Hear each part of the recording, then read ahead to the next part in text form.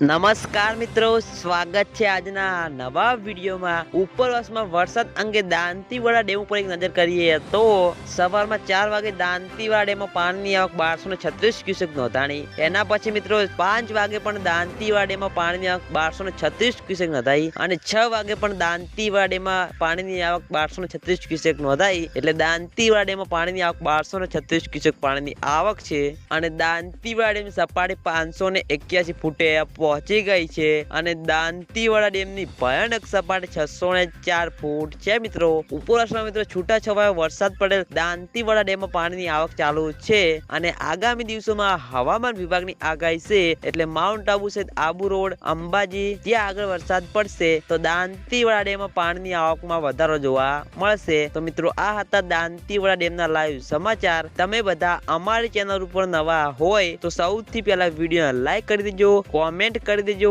અને ચેનલને સબસ્ક્રાઇબ પણ કરી દેજો। તો મિત્રો જય માતાજી।